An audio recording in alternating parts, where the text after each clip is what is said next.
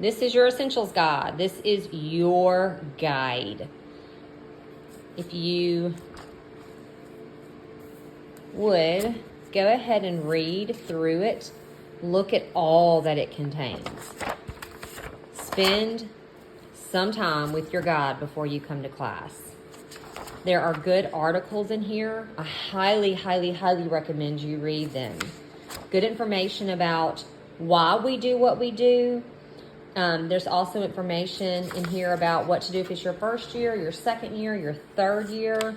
So I highly encourage you to read this information.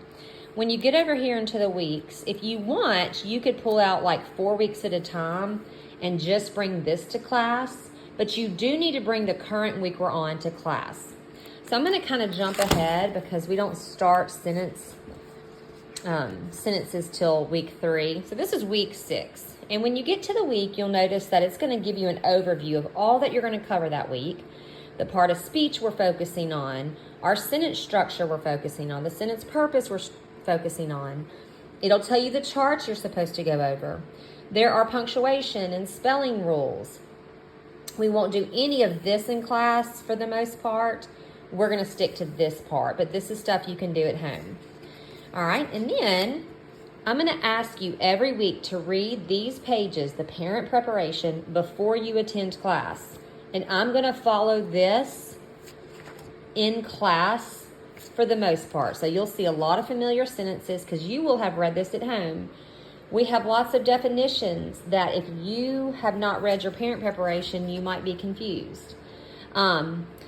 At the end of the week, they give you the spelling list. If this is your first time through, you would do spelling list A. Your second time through, you could do spelling list B, and then C if it's your third time through. Again, this is just all at-home extra things you could do.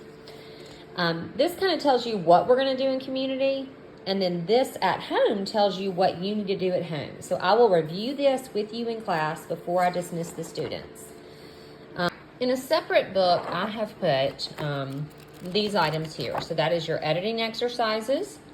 These are the actual exercises that you would have your child do. Like it tells you to fold the page a certain way, and then they check things while they're, that's the corrected. Okay, this is to be corrected. So you would fold it over while they're reading. The garden had hangings of white and blue linen, and they go through the different checklist things and make sure that they find the errors. And I have never done this with my children, so I honestly can't tell you all that's required of them. This gives you like the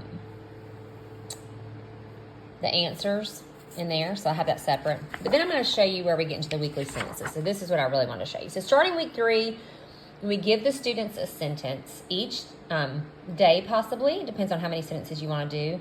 It's really good to try to do 2 to 3 a week for sure. But you're going to start, and just gives you basic instructions. Step 1, dictate the sentence. You're going to say, Tom jumped. And while you're saying that, your child writes it down.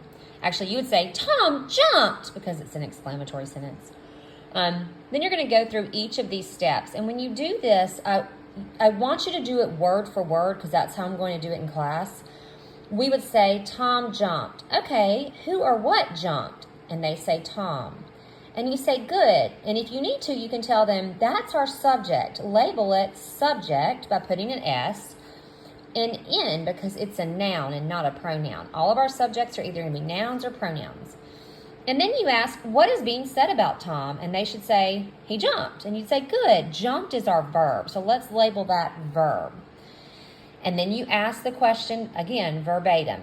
Does anyone or anything receive action from jumped? No. Does anyone or anything come after jump and rename or modify Tom? No. They don't even have to know what that means. Just tell them, we're going to label that intransitive. And they would label it verb intransitive.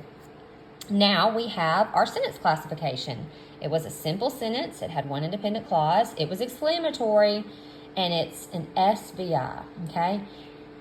And these other things 4, 5, and 6, we're going to add on as the year goes if it's your first year. If it's your second year, I encourage you to do that at least once a week. Maybe on Tuesday diagram, and on Wednesday do the modification where you change the purpose and you change the structure.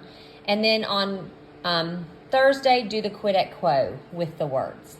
So if this is your second year, I encourage you to do that. If this is your third year, try to do this as much as possible. You can even let them loose and just hand them the quid et quo and say, you do this, and we're going to do this orally each day, or 2 of the 3 days. We're going to try to do the all tasks 1 through 6. So when I say tasks, these are the tasks I'm referring to.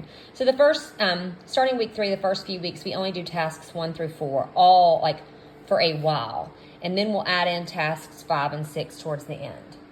This is my daughter's chart folder binder, and it's worn because this is her third year, so please forgive it. But you're going to want to make a chart folder that they need to bring to class. So they bring this to class, but it's going to need to have the answers on one side and then a blank chart on the other.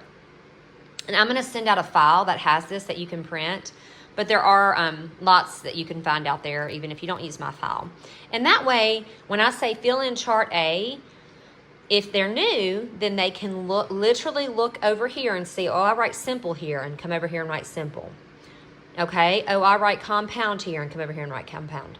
If they're not new to Essentials and they should know chart A, they can take this out, fill it out, and then check it themselves. So that's an option that they can do too. So chart B doesn't have a blank chart. We do this orally. I'll never have them write that.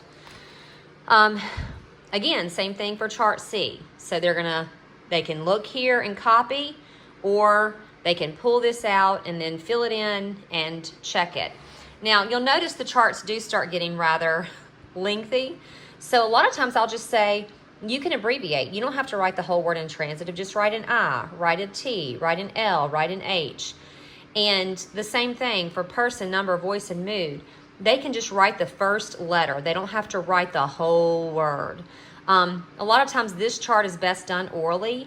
And if you don't have time to listen, then give your child the blank chart, give them your phone, and tell them to do a voice memo saying what goes on this chart orally into the voice memo. And then later you can listen, or they can then go back and listen and see if they got it right.